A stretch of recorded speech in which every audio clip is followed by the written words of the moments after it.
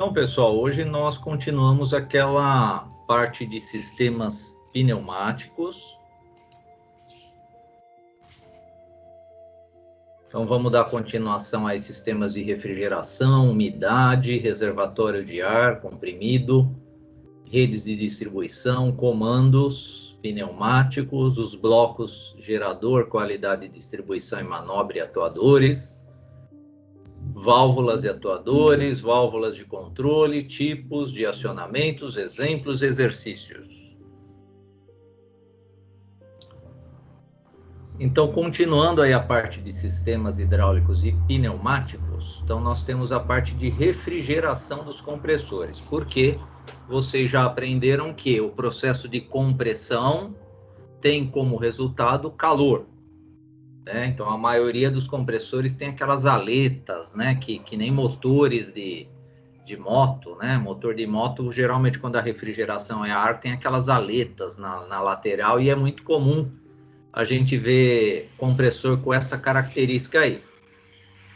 Então, o objetivo aí do sistema de refrigeração é remover o calor gerado pelos estágios de compressão, né? Então, nós temos alguns estágios de compressão.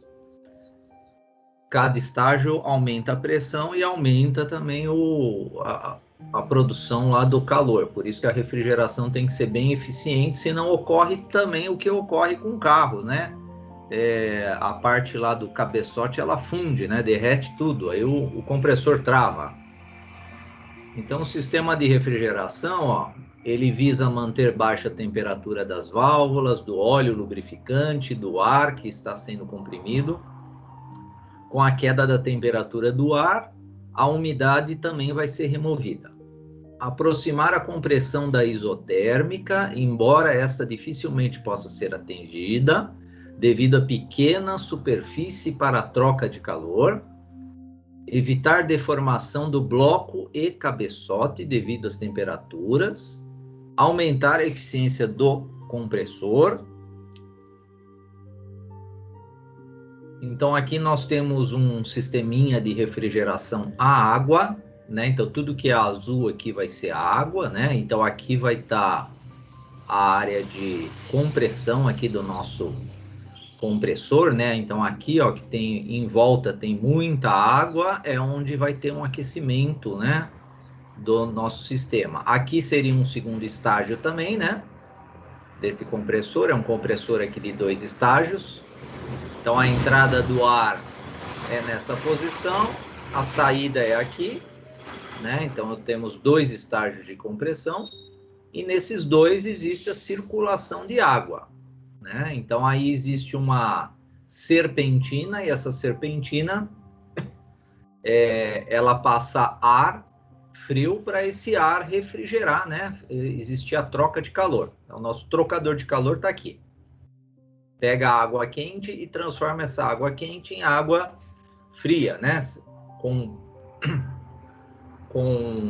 a retirada do calor. Então, os blocos do cilindro são dotados de paredes duplas, entre as quais circula água. A superfície que exige um melhor resfriamento é a do cabeçote, pois permanece em contato com o gás ao fim da compressão.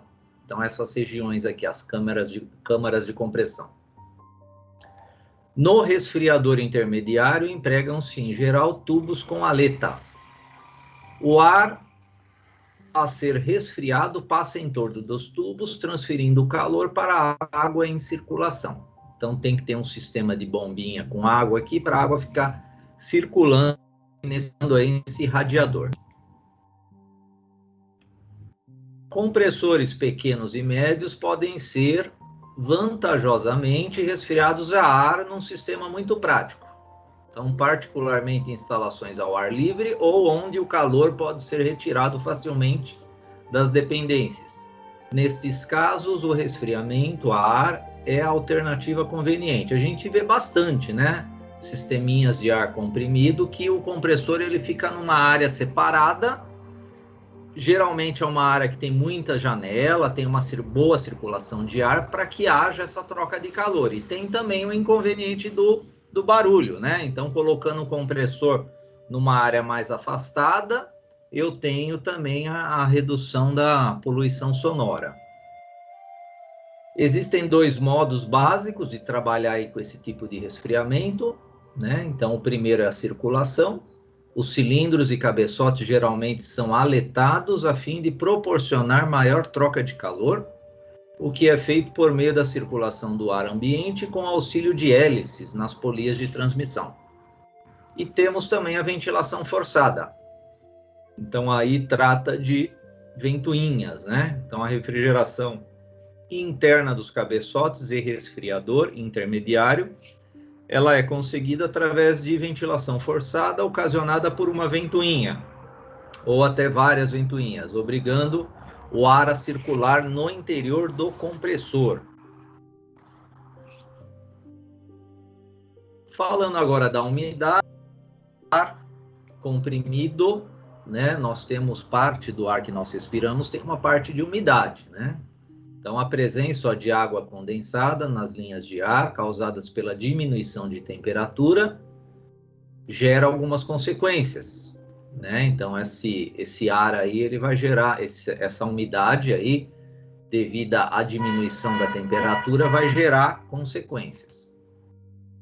Algumas delas, oxidação de tubulação e componentes, né, de toda a área pneumática, destrói a película lubrificante existente entre as duas superfícies que estão em contato, acarretando desgastes prematuro e reduzindo a vida útil das peças, válvulas e cilindros, prejudica a produção de peças, arrasta partículas sólidas que prejudicarão o funcionamento dos componentes pneumáticos, aumenta o índice de manutenção, impossibilita a aplicação de equipamentos de pulverização e vários outros fatores.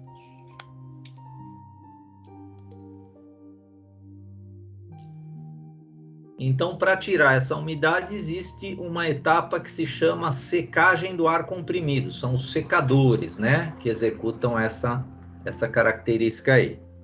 Então, os secadores, o ar possui água na forma de vapor, esse vapor d'água é aspirado junto com o ar lá comprimido. Esse vapor pode se condensar ao longo da linha, dependendo da pressão e temperatura. A água acumulada pode ser eliminada através de filtros separadores de água e drenos dispostos ao longo da linha. Então, ao longo das linhas de sistemas pneumáticos, tem muito separador de água. No entanto, um filtro não pode eliminar o vapor d'água. Para isso, são necessários secadores. Então, o filtro vai eliminar a poeira e não a umidade do ar. Aqui nós temos um sistema de secador por resfriamento, né? Então, consiste em se resfriar o ar, o que reduz o seu ponto de orvalho. O ar é resfriado circulando por um trocador de calor, que é uma serpentina com fluido refrigerante. Então, aqui está o sistema de refrigerador. Aqui está a serpentina, né? Então, essa serpentina, ela passa por um sistema aqui circulando um fluido. Esse fluido vai diminuir a temperatura do ar, porque o ar ele está passando aqui, ó, por esse caminho, e ele está entrando dentro de uma câmara que possui essa serpentina que tem um fluido frio passando por ela, diminuindo a temperatura do ar. Aí a umidade vai ser condensada nesse ponto aqui. Existe o separador que vai pegar essa água condensada e vai tirar fora do sistema. E nessa subida aqui nós já temos o ar seco, né? O ar sem umidade ou quase seco ainda, né? Porque não dá para tirar 100% nessa etapa de resfriamento do ar. Então existem várias etapas para cuidar dessa parte de secagem do ar. Essa é uma delas, chamada de resfriamento. Pode falar. E é padrão para qualquer unidade de resfriamento, mais ou menos? Ou isso aí é tipo um circuito fechado, onde você não vai utilizar mais ar do que esse que está no tubo? Ó, padrão não é, mas é um sistema de resfriamento que existe para tirar a umidade do ar. Existem outros que nós vamos estudar. Existem outros sistemas de resfriamento. Aí vai depender de características da rede de ar que vai ser utilizada, vai depender das características do sistema de produção de ar comprimido que está sendo usado, né? Então, essa aqui é uma tecnologia que retira a umidade, né? Então, usando esse processo que é chamado de resfriamento. Ou seja, isso aqui é uma tecnologia de secador em sistema pneumático. Agora, existem outros aí que a gente vai ver. Não é só esse, não. Inclusive, o próximo... Olha lá, é um resfriador posterior. Então, eu posso ter no meu sistema esse tipo de secador, que nós acabamos de estudar. E nessa saída do ar aqui, ó, vai entrar um outro sistema que se chama resfriador posterior, né? Então, um outro sisteminha aqui, ó, que tem o objetivo de tirar a umidade do ar comprimido. Então, ó lá, para resolver de maneira eficaz o problema inicial da água nas instalações de ar comprimido, o equipamento mais completo é o resfriador posterior, que é todo esse duto aqui. Localizado entre a saída do compressor, então o compressor vai estar desse lado, né? E o reservatório, que está desse outro lado.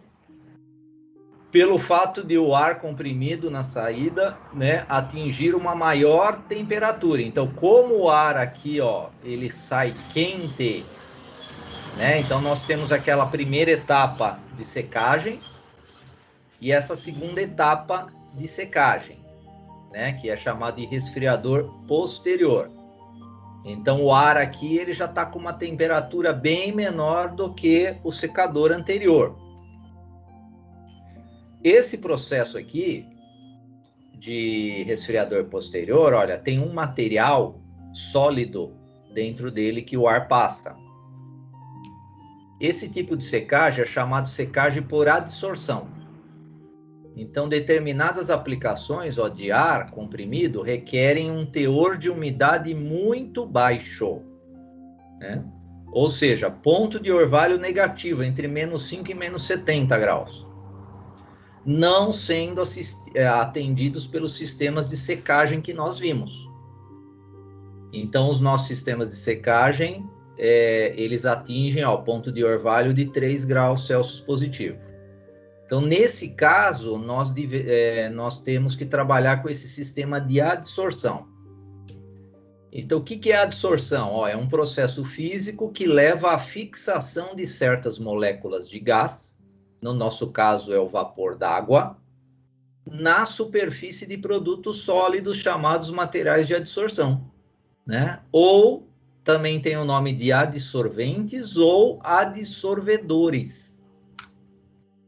Então, esse processo é de elevado rendimento, visto que os materiais de adsorção são facilmente regenerados depois de alcançada a sua saturação, a quente ou a frio, né? Então, nós temos aqui esse processo de adsorção que é para realmente, dependendo do sistema que vai ser utilizado, né? Então, no nosso bloco gerador, que já já a gente vai ver um bloco gerador completo de ar comprimido, eu posso ou não ter esse tipo de secador. Então, olha só, aqui nós temos o ar úmido passando, né, nessas áreas internas desse sistema de adsorção, e as paredes dele, que é onde passa o ar, existe esse material que vai absorver a umidade do ar. Então, é uma nova etapa. Claro que esse material sólido, ele satura, e é um processo fácil de voltar, né, ao processo inicial de adsorção, elevando a temperatura dele, né? Então, esse material, se você coloca ele num forno, ele volta a ter a característica de adsorção novamente.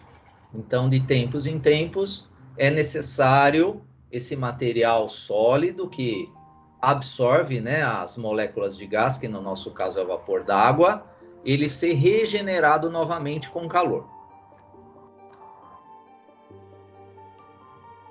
E temos mais uma etapa, então nós comprimimos o ar, nós tiramos a umidade do ar, alguns processos de secagem, e esse ar ele tem que ser armazenado, né? Então eu tenho um reservatório de ar comprimido.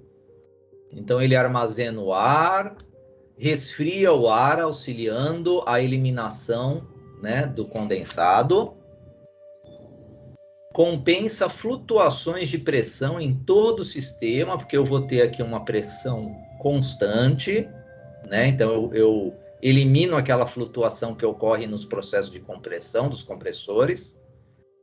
Com isso eu tenho fluxo de ar estável,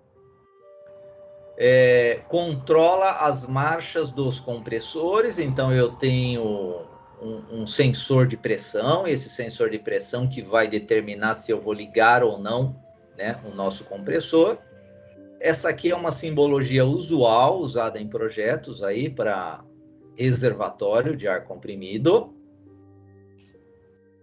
Temos também aqui o nosso manômetro, né? Geralmente o manômetro que está indicando a pressão e está fazendo o controle, né, do acionamento ou não dos compressores. Aqui eu tenho uma válvula de alívio para controlar a pressão. O 3 aqui é uma saída. Uma plaquinha de identificação aqui, o 5. O 4 aqui é a entrada. E o 7 é uma escotilha aqui para inspeção, né? E temos o dreno também, ó. O dreno ele vai fazer parte de todo o sistema, mesmo passando por todas aquelas etapas lá de secagem, nós teremos sempre um resíduo aí de umidade. Então o dreno vai aparecer na maioria vai aparecer em todo o sistema de distribuição de ar, já começando aqui no reservatório. Então, aqui nós temos um esqueminha de produção, armazenamento e condicionamento de ar comprimido, né? Então, eu tenho uma etapa de admissão que usa um filtro aqui, ó, né? Então, essa etapa aqui é onde entra o ar. Aí eu tenho aqui o nosso motor, aqui no caso é um motor elétrico aí para movimentar o nosso compressor. O 3 aqui, ó, já entra uma etapa de separação de condensado, é um secador, né? O 4 vai ser o nosso compressor, que ele está aqui representado aqui nesse desenho. O 5 vai ser o nosso reservatório. Então aqui nós temos o reservatório. O 7 vai ser, ó, um secador. Uma etapa, né, de secagem. O 8 é um resfriador posterior, que também faz a etapa de secagem do ar, né? Então aqui nós temos um esqueminha aqui de produção, armazenamento e condicionamento de ar. Então aqui nós temos também um sisteminha de produção de ar comprimido, que é toda essa etapa aqui, né, ó. Então toda essa parte inicial aqui é a parte de produção e tratamento de ar. Então tem aqui o nosso compressor, tem resfriador, separador de umidade, tem aqui o armazenamento do ar e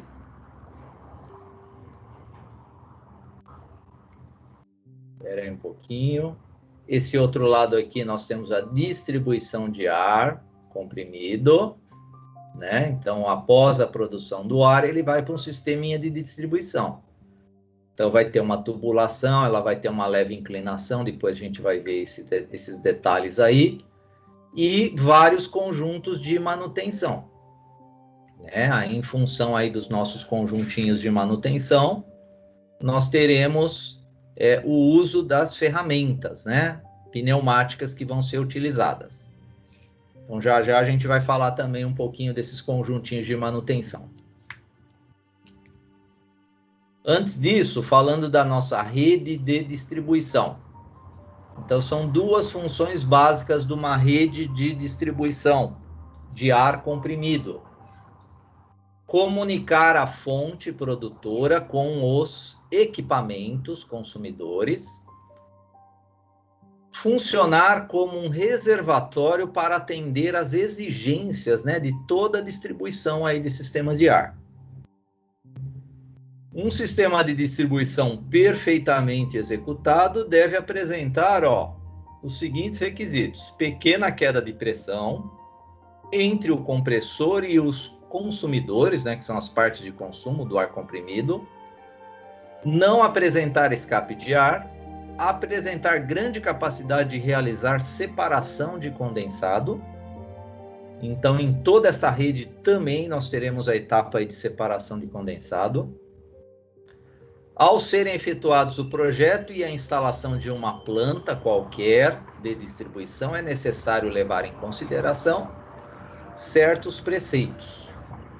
Então, no caso, a gente tem que levar em consideração, um dos fatores principais é a ampliação dessa planta. Então, a ampliação da planta tem que ser prevista, né, nessa rede de distribuição. Então, as redes de distribuição de ar, elas podem ser construídas de formas distintas, dependendo da empresa, né, existindo basicamente 3 tipos de variações. Sistema de anel fechado é mais utilizado, então eu tenho aqui o meu tanque de ar comprimido e eu tenho saída pelos 2 lados, né? Então, olha lá, permite que o ar comprimido seja fornecido em 2 acessos, minimizando queda de pressão quando o consumo de ar aumentar repentinamente, né?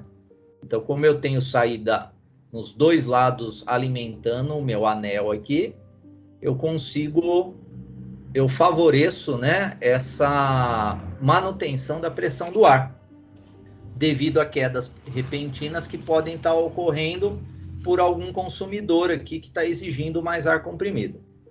Facilita ainda a produção, pois em caso de manutenções, o ar continua sendo fornecido, pelo menos em um sentido. Então, eu vou ter aqui as válvulas, né? Eu vou conseguir também fazer manobras aqui de fluxos de ar. Então, se eu tenho uma área aqui que precisa passar por manutenção, eu posso desligar, né, uma determinada área através de uma válvula e depois dar continuidade do ar pelo outro sentido. Temos uma segunda topologia aqui para a rede de distribuição, né? Então, é em sistema em aberto ou em linha. Aí eu mantenho uma única saída, não tenho o desenho aqui, mas seria uma única saída alimentando os consumidores de ar. Então, o fornecimento do ar comprimido se dá somente por uma das extremidades. Esse método prioriza os equipamentos que estão mais próximos do compressor. Quem estiver mais próximo do compressor vai ter mais pressão. E, eventualmente, em um pico de utilização de ar, pode diminuir consideravelmente o fornecimento de ar para as extremidades. Então, as extremidades finais, elas podem sofrer quedas de pressões bruscas com esse tipo de sistema em aberto ou em linha. E temos a combinação dos dois, né? Sistema combinado. Aí usa o anel e o em linha. Outra alternativa é a mistura desses 2 sistemas, né? Como, por exemplo, uma ampliação da fábrica que não foi abrangida pelo sistema fechado. Aí temos que fazer um sistema aberto.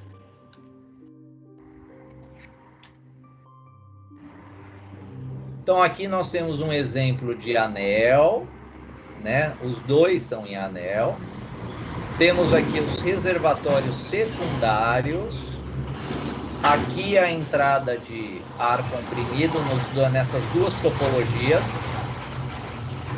Então, 2 topologias com entradas de ar comprimido, 2 topologias de anel, 2 topologias com reservatórios secundários para manter, né, estabilizar a pressão. O item A, que é essa aqui de cima, né, uma rede de distribuição com tubulações derivadas do anel. Então, aqui eu tenho tubulações derivadas do anel. O item B são tubulações derivadas das transversais, né? Então, aqui nós temos 2 topologias usadas em redes de distribuição. Então, o anel fechado auxilia na manutenção de uma pressão constante, além de proporcionar uma distribuição mais uniforme do ar comprimido para os consumos intermitentes. Então, a ideia do anel né, tanto no item A quanto no item B, é tentar manter a pressão em todo o sistema conforme, né, nós já falamos aí no slide anterior. Dificulta, porém, a separação da umidade, né? Então, esse sistema de distribuição em anel, ele vai dificultar a separação da umidade porque o fluxo não possui uma única direção, ele pode mudar dependendo do balanceamento aqui de pressão que nós tivermos. Então, isso aí pode favorecer a umidade, né? Então, dificulta a separação da umidade. Porque o fluxo não possui a direção, dependendo do local de consumo, circula em duas direções. Existem casos em que o circuito aberto deve ser feito, por exemplo, né, área onde o transporte de materiais e peças é aéreo.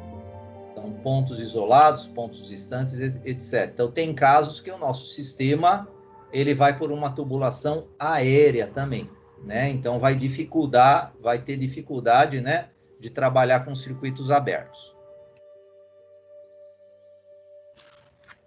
Outras características de uma rede de distribuição, então em um anel, ó, nós temos várias válvulas, né, de fechamento. Então o sistema prevê essas válvulas, inclusive para aquelas etapas que eu falei para vocês de manutenção, controle de fluxo de ar, vazamentos que podem ocorrer, né? Então a ligação entre os tubos, ó, processa-se de diversas maneiras: rosca, solda, flange, acoplamento rápido, devendo apresentar a mais perfeita vedação, né? Porque o ar ele tem aquela característica de viscosidade muito baixa, né?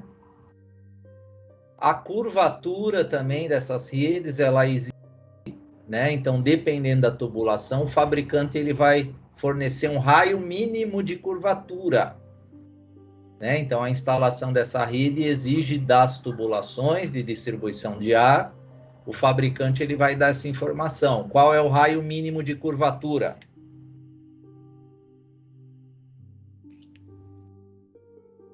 Então, aqui nós temos, ó, a prevenção e drenagem para condensados em várias etapas, né? Então, várias etapas do processo de distribuição e também lá no processo de geração do ar comprimido, nós temos os condensadores aqui, né? Ó.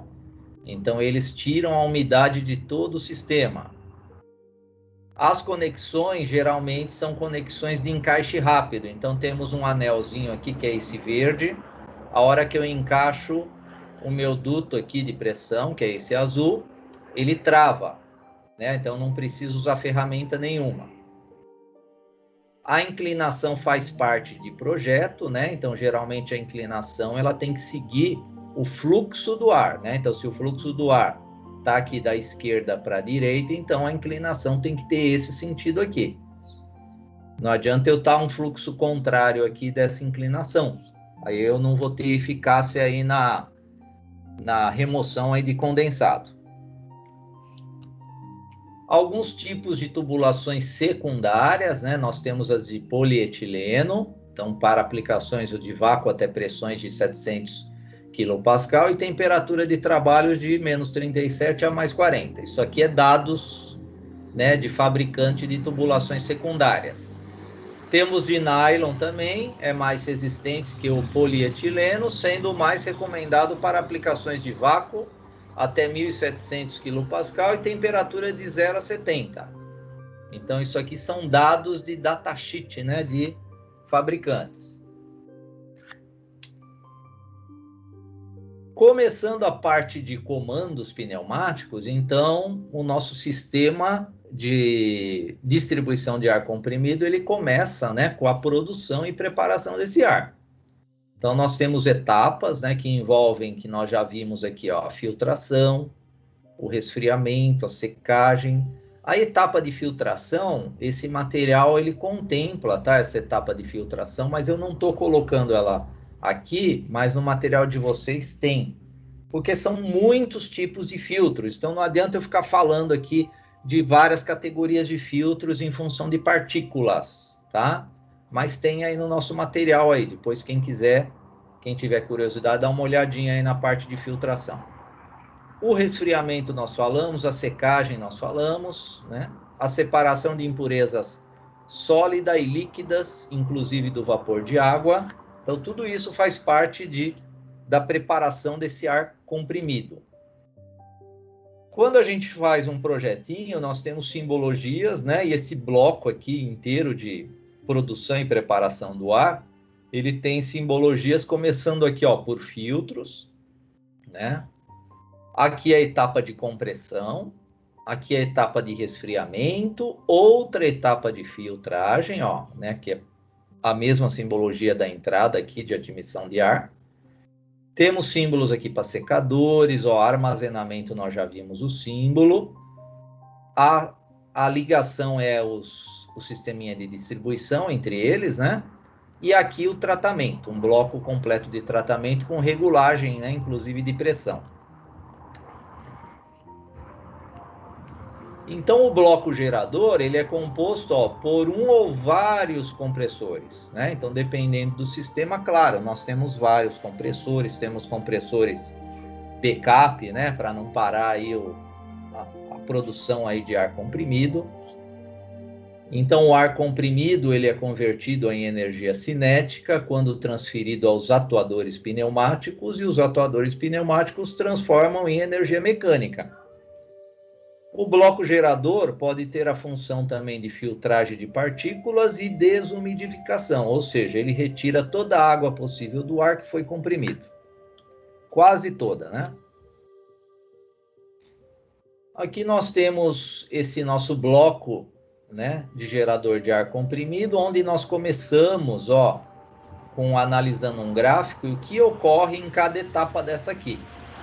Então, a primeira etapa de compressão, nós temos níveis de partículas altos, níveis de umidade alta e nível de óleo baixo.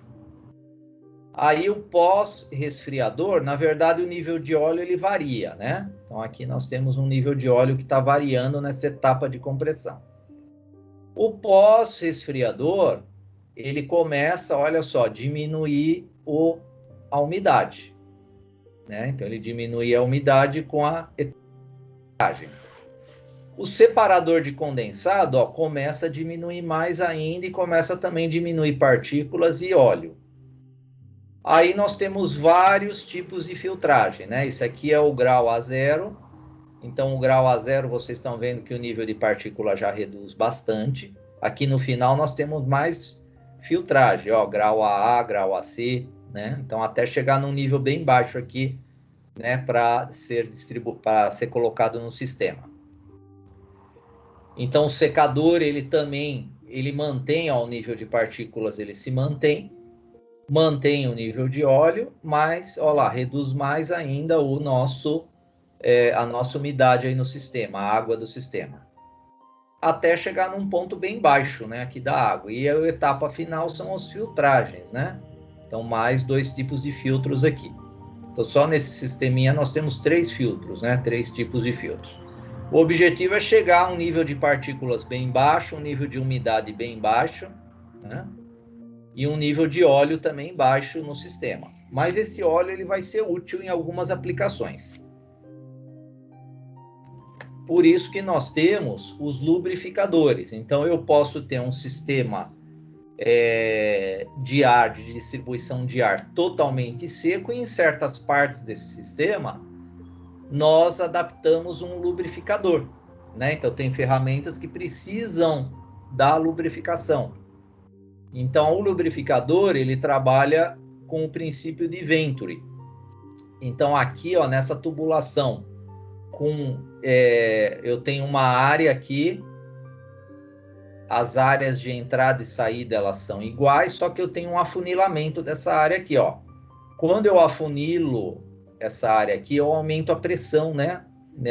Nessa passagem de ar aqui. Isso aí causa uma diferença de pressão. Essa diferença de pressão pode ser visualizada pelo nível de óleo que nós temos aqui.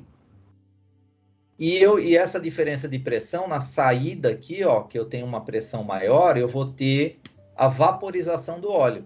Esse aqui é o princípio de Venturi. Então, o princípio de Venturi é utilizado para a gente conseguir vaporizar o óleo em um sistema de alta pressão, né? Um sistema pneumático. Geralmente é um compartimento, né, que eu vou abastecendo óleo, né? Então tem um parafusinho aqui que eu tiro e abasteço o óleo. Tem aqui a indicação de níveis de óleo, né, mínimo e máximo. E esse bloco lubrificador, ele vai estar presente em áreas que exigem, né, essa lubrificação, tipo essa aqui do meio, ó. Essa área aqui é uma área que eu tenho uma ferramenta pneumática. E toda ferramenta pneumática, ela precisa de um conjunto lubrificador que chama. Senão ela vai trabalhar seco e vai ter problema, né, de desgastes mecânicos. Então essa ferramenta aqui, desse desenho aqui central, é onde nós temos, claro, fora o lubrificador, nós temos um conjunto aqui, ó, de secagem, né, também. Temos o conjunto de lubrificação, temos um regulador, temos os encaixes rápidos, né, então, e temos a nossa mangueira aqui de distribuição para a ferramenta. Agora, aqui já é uma área que trabalha com pintura. Pintura não exige a lubrificação, não exige a lubrificação. Então, nós não temos aqui estágio de lubrificação. Temos aqui, ó, o filtro, o secador e o regulador. Aqui seria a área de pintura. E aqui uma pistola de ar para uso geral, né? Aí só entra aqui o secador. Então, no nosso sistema, que também vai ter aquela inclinação, né, ó, de 0,5% a 2%, nós temos como, né, que exigem lubrificação. Aí nós usamos o nosso lubrificador.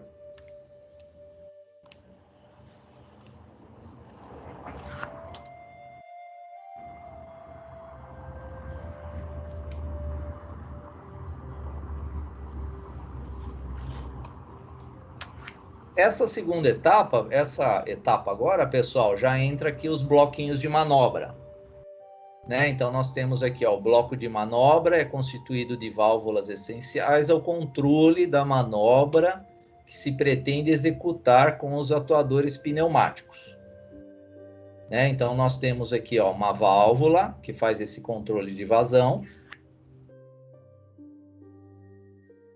Aqui nós já entramos em blocos de atuadores, já já a gente vai detalhar esses bloquinhos atuadores.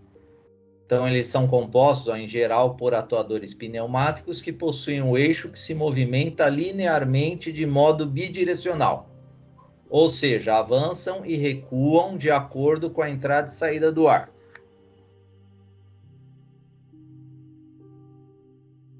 Temos aqui, ó, também quanto à válvula de controle direcional, né? Então, no momento que o sistema exige as válvulas de controle direcional, elas vão distribuir esse ar aos atuadores. Elas permitem ou não a passagem de ar a passagem de ar em um único sentido, obrigando ou abrindo ou fechando dutos internos que a compõem. São utilizadas normalmente, ó, no avanço ou no recuo dos atuadores.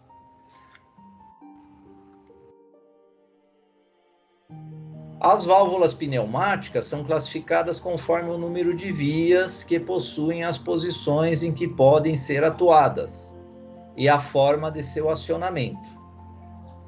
O dispositivo de acionamento de uma válvula pneumática também é comumente chamado de piloto, né? Então, o piloto é o que vai acionar a nossa válvula. Pode ser mecânico ou pode ser um sistema eletromecânico, né? Então, vamos ver esses dois tipos de sistemas. O bloco de representação de válvulas, ele possui 2 ou 3 posições.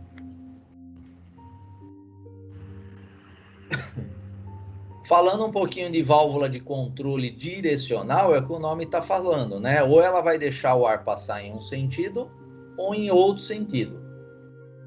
Então, na figura, ó, nós temos o estado normal dela. O estado normal, o que ela está fazendo? A linha de cima de ar, ela entra na via 4 e sai pela via 3 através de um silenciador.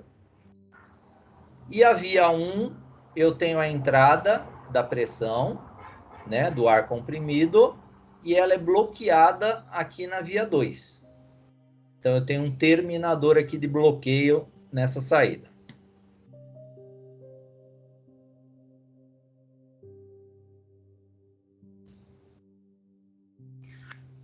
E quando ela é acionada, olha só, quando ela é acionada, nós temos no simulador, a gente vê essa movimentação aqui. Né? Então, no simulador, a gente vai ver essa movimentação da válvula.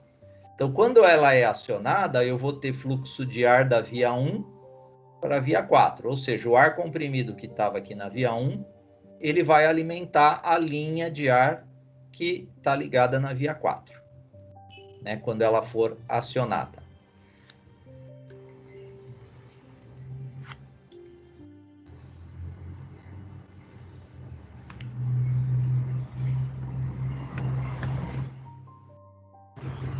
Então, o acionamento do piloto dessas válvulas nada mais é que a movimentação dos cilindros internos dela. Então, nós temos uma movimentação através de cilindros internos que pode ser por ação muscular, provocada pelo homem, ação mecânica, através de um piloto lá mecânico, né, um atuador, e a ação eletromecânica, que aí vai usar os solenoides, né? Então, solenoides que, através do núcleo magnético dele, provocam os deslocamentos. Então, aqui a simbologia usada para modelos de piloto, né? Então, aqui nós temos ação muscular, que pode ser de uso geral, botão, alavanca, pedal. Ação mecânica, que pode ser pino, mola, rolete sentido único, e o acionamento elétrico é aquele nosso símbolo de bobina, né? Então, nosso símbolozinho de bobina é o nosso acionamento elétrico. E agora, pessoal, nós vamos analisar 3 modelos de válvula. 2 vias, 2 posições, para gerar os comandos. 3 vias e 2 posições para acionamento de pistão simples e 5 vias e 2 posições para acionamento de pistão duplo. Então, quando a gente fala de uma válvula de 2 vias e 2 posições, nós temos essa estrutura mecânica interna dela. Né? Então, aqui nesse caso, desse desenho, que é a posição 1 do cilindro, eu tenho a pressão entrando pela via 1 e ela está bloqueada. Né? Então, o ar está bloqueado aqui, a passagem dessa pressão. Quando eu coloco na posição 2, eu tenho a pressão fluindo, né, da via 1 para a via 2. Então, isso aqui, se a gente fazer uma análise, uma comparação com um sisteminha elétrico, vai ser aquela nossa chave simples de um polo, né? Então, uma chavezinha de um polo. Só que aqui ele está bloqueando a passagem do ar. A representação dela em projeto é essa aqui, né? Então, a posição de repouso dela, ela bloqueia, via 1 e via 2. E se eu fizer o acionamento, nesse caso, essa simbologia, o acionamento é por solenoide. Então, eu vou ter o fluxo de ar passando aqui da via 2 para a via 1.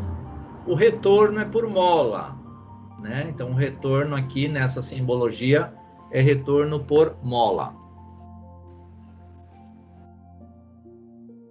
Então, na posição de descanso, que é a figura A, aqui é no caso de 3 vias e 2 posições. Então, agora nós temos vias 1, 2 e, 1, 2 e 3, que é a posição A.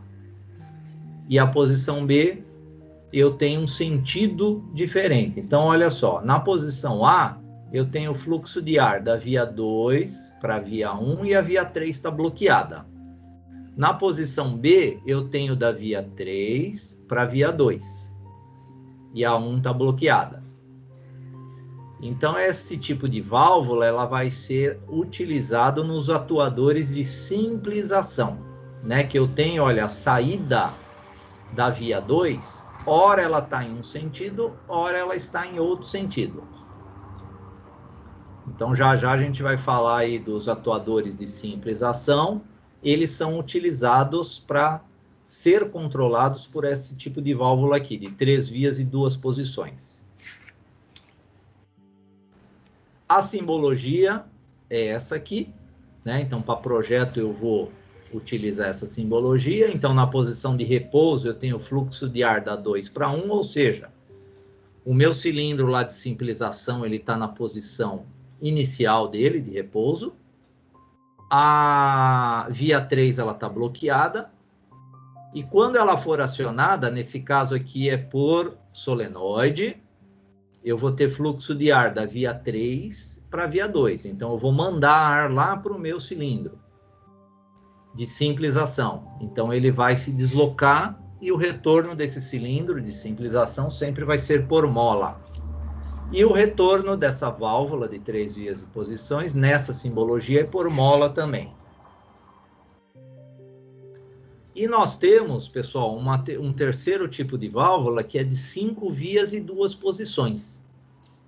Então, esse tipo de válvula é usado para a gente controlar os cilindros de duplação.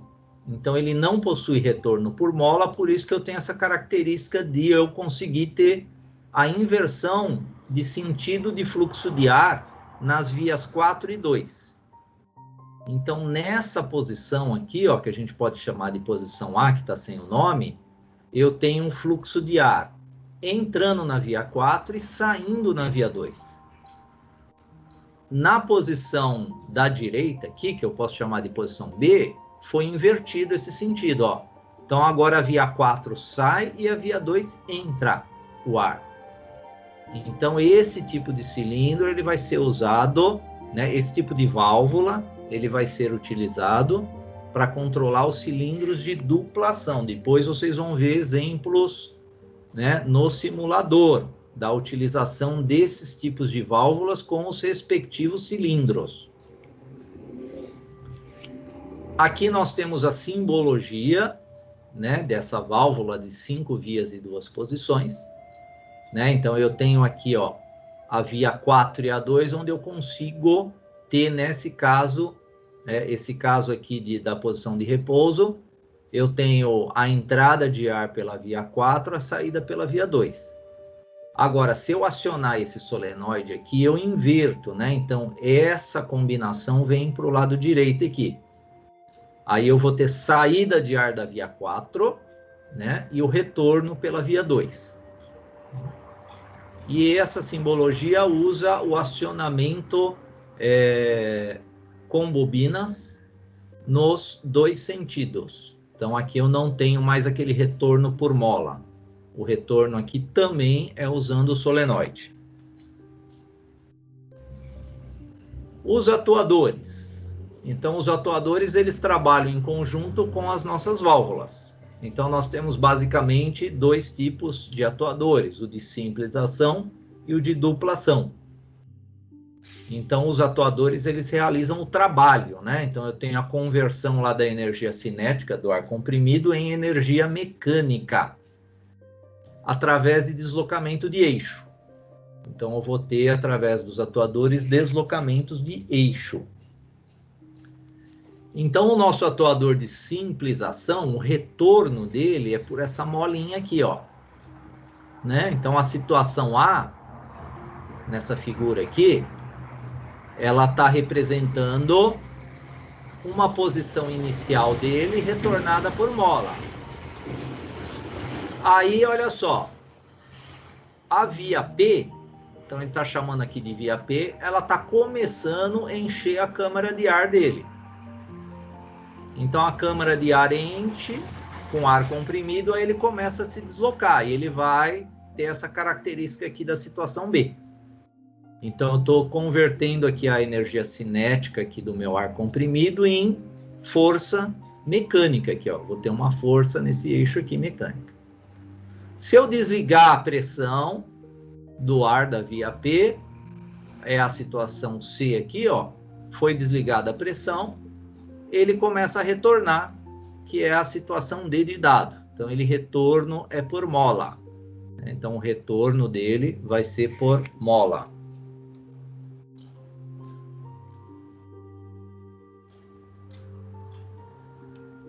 Então, o atuador agora de duplação, então vocês estão vendo que ele não tem mais aquela molinha aqui.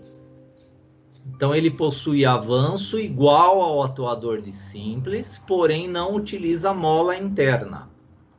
Depois de se movimentar o eixo desse atuador, ele vai permanecer naquela posição, imóvel, até que receba uma força mecânica externa ou que a câmara oposta receba o ar comprimido, que seria a câmara P, a via P. Bom, na verdade aqui as duas são P, né? Então essa primeira P aqui do lado esquerdo, ela está enchendo uma câmara, deslocando, né, o eixo desse nosso atuador para a direita. Então, se a gente colocar ar comprimido agora nessa P da direita aqui, ó, e encher essa câmera, ele vai voltar para a posição inicial dele. Então, esses atuadores de duplação é fácil identificar eles porque eles terão duas conexões, né? Então, duas conexões para mangueiras de ar. Aqui uma simbologia também utilizada neles. E aqui um outro exemplo de atuador de duplação com a posição aqui de conexão das mangueiras. Nós temos também, de comando pneumáticos, válvulas reguladoras de fluxo bidirecional, né? Então, o que essa válvula faz? Ó, possibilita a redução da área de seção em determinado ponto da passagem do ar entre as vias da válvula. Então, tem aqui a via A e a via B. E eu faço a regulagem desse fluxo de ar que está passando nelas. O que isso possibilita? Ó, que o volume de ar que passa instantaneamente por ela seja reduzido. E, por consequência, controla a velocidade de avanço ou recuo desse atuador. Então, se eu usar uma válvula reguladora de fluxo, eu consigo controlar a velocidade de avanço, né? E recuo dos atuadores. Essa válvula é comumente utilizada em processos mais delicados ou que exijam cuidados especiais com produtos ou objetos que serão manipulados.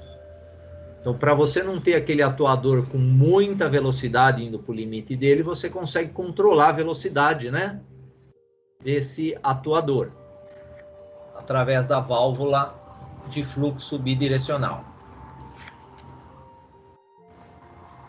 Nós temos a válvula de retenção.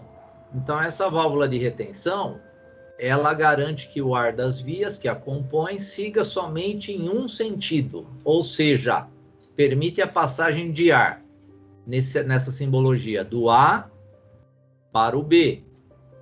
Agora, do B para o A, eu não consigo ter fluxo de ar. É muito usado em construções de lógicas específicas, de acionamentos e processos controlados somente por ar comprimido. Então, é uma válvula que também recebe o nome de one-way, né? Ou seja, o ar passa em um único sentido. É uma válvula one-way. Falando um pouquinho fazendo uma comparação com a eletrônica, essa válvula seria um diodo. E a válvula anterior, que é a reguladora de fluxo, seria um resistor variável, né? Um potenciômetro. Tá? Então, fazendo a comparação com eletrônica, com domínio eletrônico, a válvula de fluxo bidirecional vai ser o nosso potenciômetro. E a válvula de retenção vai ser o nosso diodo, que deixa passar a corrente em apenas um sentido. Aqui é o fluxo de ar apenas em um sentido. E nós temos a combinação dessas duas válvulas, que ela é chamada de válvula reguladora de fluxo unidirecional, né? Então, agrega as funções, ó, das duas válvulas anteriores, ou seja, regula a passagem de ar em um sentido, que é essa simbologia aqui, ó, de baixo. Então, aqui o ar vai passar do A para o B, e regula também a passagem, né, do ar através da válvula reguladora. Então, ela vai ter aqui um eixo que você vai movimentar, pode ser com uma chave de fenda, pode ser com a mão, e você vai ter esse controle e sentido de fluxo de ar. Os silenciadores também fazem parte, né, dos nossos sistemas para minimizar a poluição sonora, né, que os sistemas pneumáticos causam no ambiente. Então, são terminais utilizados nas ligações pneumáticas de maneira estratégica para reduzir o ruído causado pela liberação do ar comprimido em atuadores que estavam acionados. Então, geralmente, os atuadores vai ter sempre a saída de escape dele. Nessa saída de escape, nós temos que colocar os silenciadores. Então, um silenciador bem simples é uma espuma, né? Então, o ar ele entra e passa por uma espuma que desvia esse ar para vários sentidos. Esse desvio diminui a velocidade do ar que está saindo, e a diminuição da velocidade do ar que está saindo reduz o nível de ruído, né? Então, a ideia do silenciador é essa, é desviar, fazer um zigue-zague na saída do ar. Fazendo esse zigue-zague, você diminui a velocidade, diminuindo a velocidade, diminui o ruído causado pela liberação do ar. Nós temos também a parte de derivação, né, de sistemas de ar. Aqui é tudo por encaixe rápido, né? Então, esse anelzinho azul é um T, né? Esse aqui é um T ou bifurcador. Então, eu posso entrar com ar comprimido de um lado e distribuir para outros dois, né? Então, não tem por função o controle de fluxo de escoamento entre suas vias, porém é de grande importância no projeto da rede pneumática, né? Então, você quer fazer derivações, então você vai usar ele simplesmente vai derivar a passagem de ar, não controla fluxo e não controla sentido. Aqui nós temos dois exemplos simples. Esse primeiro é comandar um cilindro através de um comando direto, né? Então, é um cilindro de simplização, ó, porque o retorno dele é por mola. Então, aqui nesse escape aqui de ar, que nós temos o nosso silenciador, e aqui também, né, ó, nós temos que colocar o silenciador, que é no momento que ele retorna. Então, quando eu acionar aqui o meu piloto, aqui nós temos já o nosso compressor, né, com regulagem de pressão que eu posso fazer. Isso aqui tudo é simbologia de projeto para sistema pneumático. Então, quando eu acionar o piloto aqui mecanicamente, a pressão de ar, ela vai encher a câmara do meu cilindro de simplização, proporcionando o deslocamento desse eixo. Quando eu tirar o dedo do piloto, eu vou estar nessa condição que está aqui nesse desenho, né? Então, a pressão que estava na câmara, ela vai retornar, né, pela via de alívio aqui dessa nossa válvula piloto aqui. Esse aqui é um comando direto, né, de ação aqui para o meu cilindro de simplização. Temos o comando indireto também. Então, o comando indireto, nós usamos uma válvula de piloto controlando uma válvula primária de acionamento aqui do meu cilindro também de simplização. Então, eu tenho que derivar, né, a pressão, né? Então, eu tenho aqui, ó, que ligar um derivador de ar para a minha válvula que vai ter o comando indireto, que é uma válvula de simples piloto, e temos que também derivar o ar para a válvula de comando do nosso cilindro. Então, esse piloto aqui, a hora que eu pressionar ele, ele vai acionar a válvula de comando do meu cilindro, mandando o ar, né, através do duto de pressão aqui para o cilindro. Aí vai ter o deslocamento. E a hora que eu tirar o dedo dessa válvula, eu vou ter essa condição que está aqui, né? Então, essa condição que vai fazer o retorno, né, do meu cilindro de simplização através de mola e a saída de ar pela válvula aqui do comando do meu cilindro de ação. Agora, pessoal, vou passar 2 vídeos que vai falar um pouquinho desses projetos aí. Quem nunca viu, é interessante, tá? Então, vê esse primeiro vídeo aqui, ele vai ter um circuito pneumático apenas, tá? Então, ele vai fazer o controle de um cilindro de duplação, de ida e volta automática dele. Esse segundo aqui vai ser um projeto bem parecido com o primeiro, porém, esse projeto ele vai ter o comando eletropneumático. Aí a gente vai entrar com a nossa característica para CLP. Então é o CLP que faria esse controle aqui, mas lá não vai ser o CLP, vai ser um circuitinho de comando aí. Então, de pneumáticos, né? Então, isso foi uma sugestão de um de nossos inscritos, o Alex, que pediu para a gente utilizar o fim de curso. E como que a gente pode identificar quando o cilindro chega no final ou no começo e tomar alguma ação quando ele estiver nesse ponto. Então, eu vou desenhar um circuito simples para vocês. Tudo começa pela alimentação de ar. Vou colocar ela aqui embaixo. Tá? E nós vamos utilizar um cilindro pneumático. O que eu quero fazer é, um botão aciona o cilindro e quando ele chega no final, ele vai voltar, vai bater no rolete e o cilindro volta para a posição. Tá? Então eu vou colocar, primeiro vamos colocar o cilindro pneumático, cilindro de duplação. Vou colocar ele aqui em cima. Trazer esse aqui um pouquinho mais para baixo. Eu vou adicionar agora uma válvula, válvula 3 duas vias, botão. Eu quero um botão normalmente fechado. Vou adicionar aqui do lado. Vou adicionar a válvula rolete. Válvula 3 duas, rolete. Normalmente fechada também. Vou colocar ela aqui do lado. Não precisa estar fisicamente alinhado com o cilindro. A gente vai colocar a referência. A gente vai definir as etiquetas que vão referenciar o ponto de extensão, retração com esse rolete. Então ele não precisa estar alinhado aqui no cilindro, ele pode estar em qualquer posição. Tá? E para acionar o cilindro eu vou precisar de uma válvula 5 duas vias pneumática. Tá?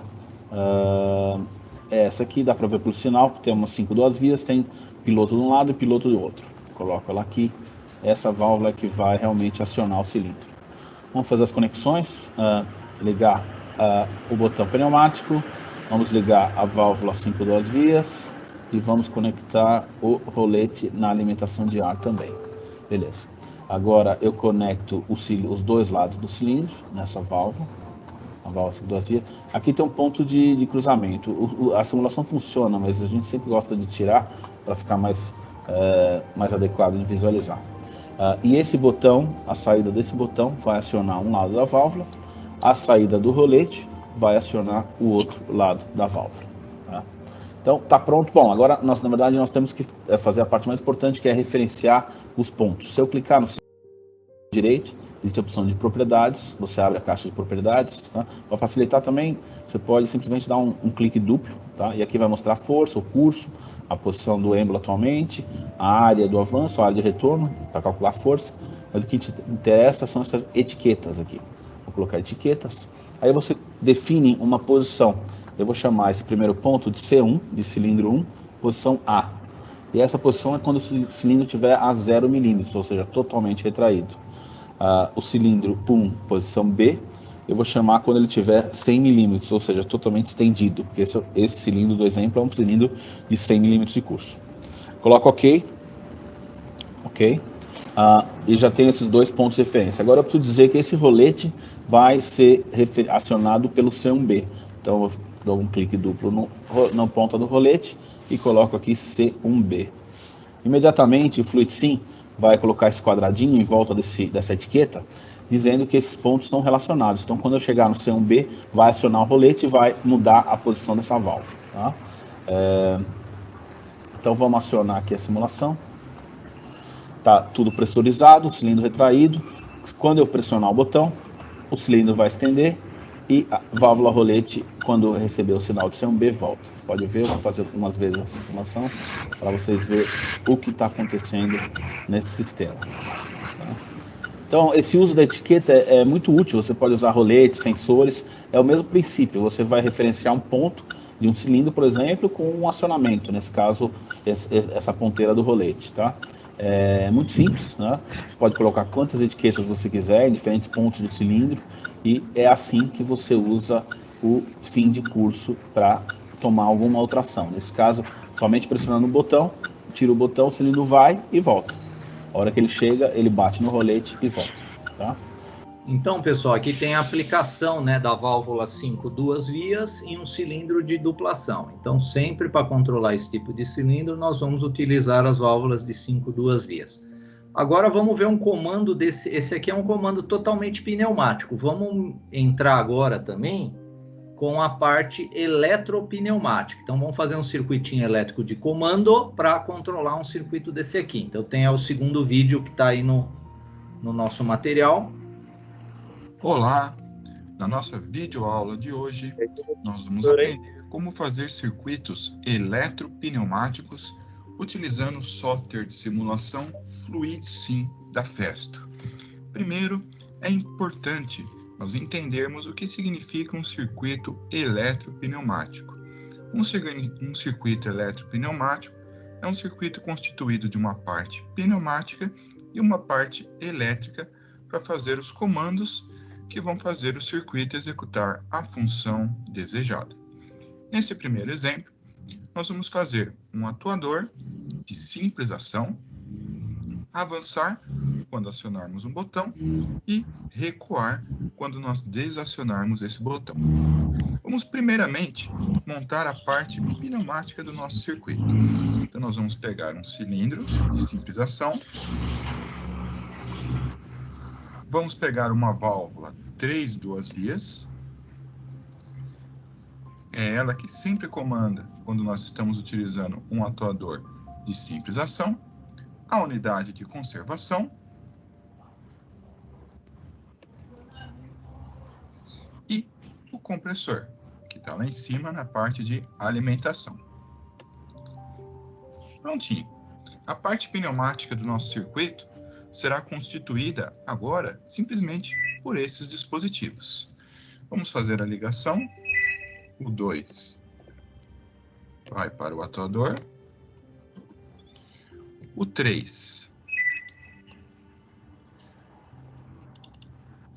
nós vamos colocar o nosso silenciador. O 1 é a alimentação.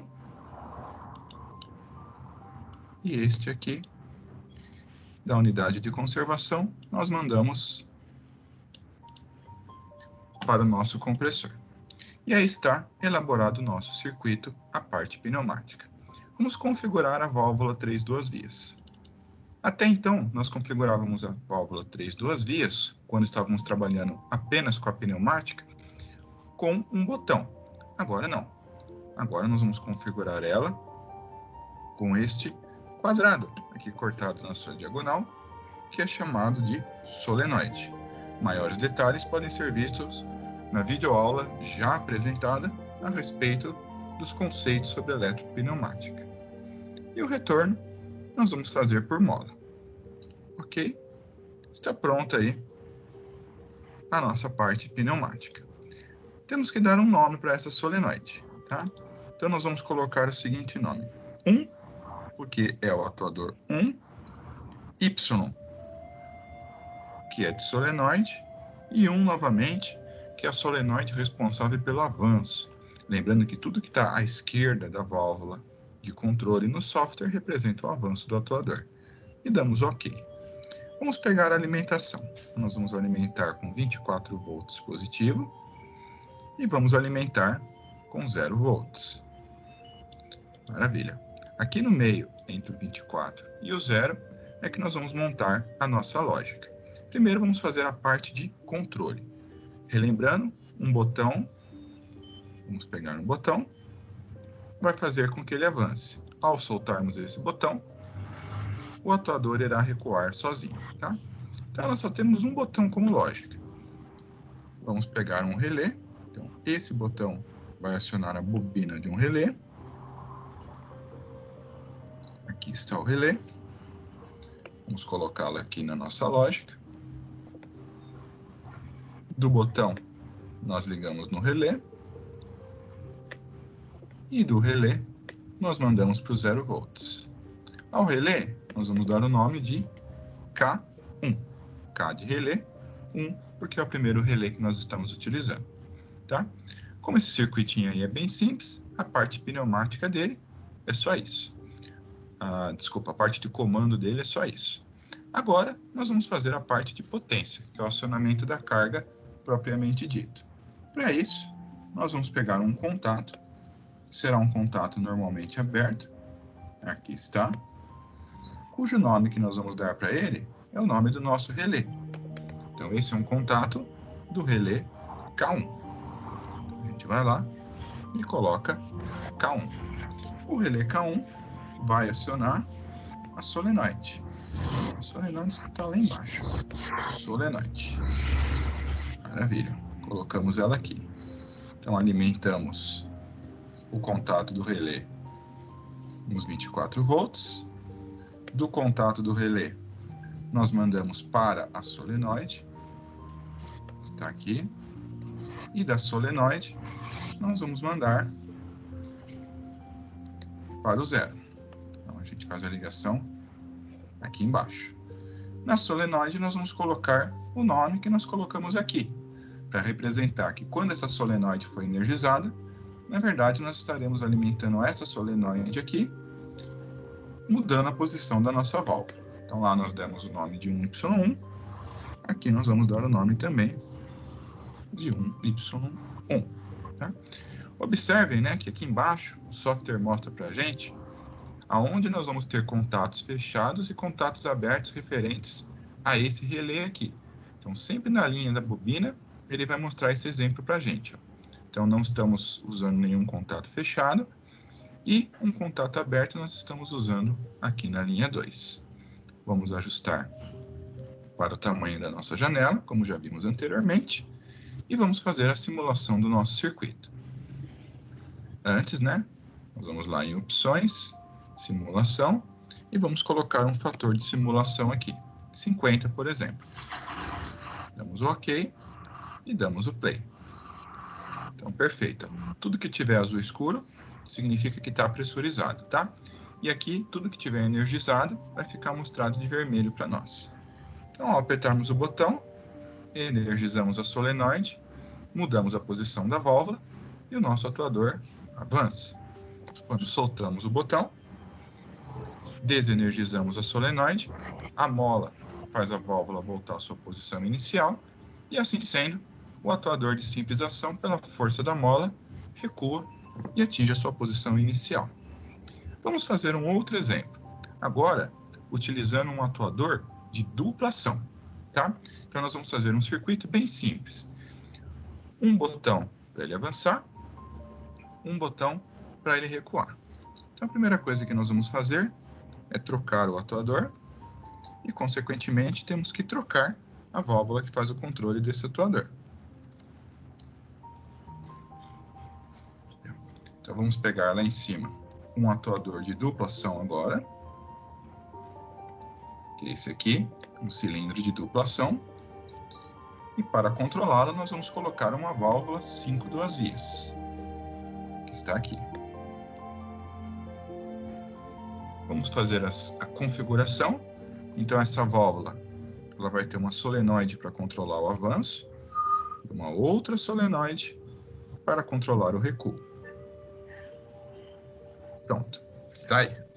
Vamos fazer as ligações. 4 vai ligado lá em cima, no atuador, assim como o 2, um de cada lado. O 1 é responsável pela alimentação. Vamos dar uma ajeitadinha aqui, né? Para não ficar essas linhas sobrepostas. Isto. O 3 e o 5 são os escapes. Então, a gente clica 2 vezes e coloca o silenciador num e no outro. Tá? Então, perfeito. Vamos colocar os nomes nas solenoides. Então, na solenoide da esquerda, como nós vimos anteriormente, 1Y1. 1 de atuador 1, Y de solenoide e 1 porque é responsável pelo avanço. E do lado de cá, nós vamos colocar 1Y2. 1 de atuador 1, Y de solenoide e 2 porque é responsável pelo recuo. E damos o OK. Vamos agora mexer aqui na nossa parte elétrica, tá? Então, para isso, vamos afastar um pouquinho essa parte aqui, que é a parte de potência. Vamos colocá-la um pouquinho para lá.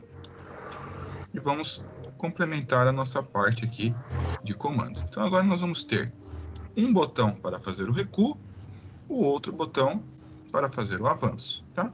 Então para isso nós vamos precisar de mais um botão, Shift, que arrasta, copia o botão, e mais um relé, Shift, clique e arrasta, a gente faz a cópia do relé. Podemos inclusive nomear os botões, como esse aqui, B1, por exemplo, e esse aqui, B2. Então, B1 responsável pelo avanço, B2 pelo recuo. Alimenta o botão. Vamos alimentar o nosso relé, ligando ele em série com o botão, e a parte de baixo dele, liga no 0. K1, aqui tem que ser o K2. Né? Então, aqui vai ser o relé K2. Então, beleza. Ao apertarmos o B1, acionamos K1. Ao apertarmos o B2, acionamos o K2. Quando a gente acionar o botão K1, energizar K1, fecha esse contato aqui do K1 e energiza o Y1, o atuador avança. Vamos fazer a mesma coisa para o recuo. Né? Então, Shift, clique e arrasta. Faz uma cópia. E aqui embaixo também. Shift, clica e arrasta. A gente faz uma cópia da solenoide. Beleza. Então agora nós temos aqui um contato normalmente aberto. E vamos clicar 2 vezes e mudar este contato para K2. E vamos clicar aqui 2 vezes e vamos mudar esta solenoide para 1Y2. Perfeito. Então aqui nós temos alimentando o K2, contato ligando lá no positivo. Do K2 a gente manda para a solenoide. Da solenoide mandamos para o 0. Então percebam aquilo que eu tinha falado para vocês, que aqui na parte de baixo nós temos que um contato normalmente aberto desse relé está na linha 3, e desse relé aqui nós estamos usando um contato normalmente aberto lá na linha 4. Tá? Ao apertarmos B1, energiza K1, fecha esse contato, energiza um Y1, o atuador avança. Ao apertarmos B2, energiza esse relé, fecha esse contato, energiza um Y2, o atuador recua. Vamos ver o funcionamento. Então, perfeito. Azul escuro pressurizado, vermelho que vai estar energizado. Então, nós vamos lá, apertamos o B1. Olha lá. Um pulso apenas, que essa válvula é uma válvula duplo solenoide, porque ela tem solenoide dos 2 lados. Assim sendo, ela é uma válvula chamada de válvula de memória. Tá? Ela mantém a última posição. Ela só vai mudar quando a gente apertar o B2 e aí energiza a outra solenoide, muda a posição da válvula, fazendo com que o atuador recua. Então, olha só. Vermelho é o que está energizado, mantive pressionado para vocês poderem observar. Tá? E a mesma coisa acontece quando a gente aperta o B2. Tá? Mantive pressionado só para a gente poder também visualizar onde fica energizado. E por fim, vamos fazer uma demonstração de como seria usar um fim de curso. Nesse caso aqui, tá? Então vamos usar um fim de curso. Então vamos tirar aqui da simulação. Vamos pegar uma régua de posicionamento, que nós já vimos anteriormente nas aulas de pneumática, que são aquelas responsáveis aí por a gente marcar a posição que esse fim de curso ficaria fisicamente. Né? Vamos clicar 2 vezes nela.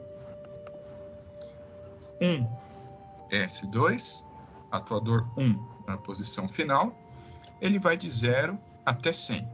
Então aqui a gente coloca 100, porque quer ele no final. 0 seria a posição inicial. E demos OK. A reguinha já está marcada ali em cima. Vamos aproveitar esse mesmo circuito. Então, ao invés de utilizarmos o botão para voltar, nós vamos deletar esse botão. Vamos colocar um contato, tá? Que agora vai ser um contato. A gente pode fazer uma cópia aqui. Vai ser um contato do fim de curso. Clica aqui, Shift, clica. Aí. Shift, clica. E a cópia. Isto. E aqui a gente dá o nome que nós demos lá para o fim de curso. Tá? Então aqui nós vamos dar o nome e vamos colocar 1S2, que foi o nome que nós colocamos lá no fim de curso. Automaticamente o sistema já reconhece ele como um fim de curso. Tá? Aí a gente vai fazer as ligações normais, que nem a gente tinha feito com o botão. Alimenta esse fim de curso lá no positivo e a outra parte nós jogamos para a bobina. Toda vez que o nosso atuador encostar aqui no 1S2, ele vai entender que está acionando um 1S2, fecha esse contato, energiza o K2, fazendo com que o nosso atuador recue. E agora ele vai funcionar da seguinte forma. Quando a gente aperta o botão energiza K1, fecha o contato de K1, energiza um Y1, o atuador avança. Chega lá no fim de curso, aciona um S2, energiza K2, fecha o contato de K2, aciona um Y2, o atuador recua. Vamos simular. Então nós apertamos o botão, nosso atuador avança. Chegou lá no fim de curso, aciona um S2 e ele recua. Novamente, ó. Então apertamos lá, manteve energizado. Pronto, atingiu o fim de curso, fechou o contato de K2, aciona um Y2. Beleza? Então, o nosso objetivo na aula de hoje foi nós podermos ver aí o básico, né? Os princípios, os comandos básicos de circuitos utilizando... Então, pessoal, com esses dois últimos vídeos, como demonstração aí de projetos, né, de sistemas pneumáticos, terminamos aí a aula de hoje. Qualquer dúvida, estou à disposição. Boa semana a todos.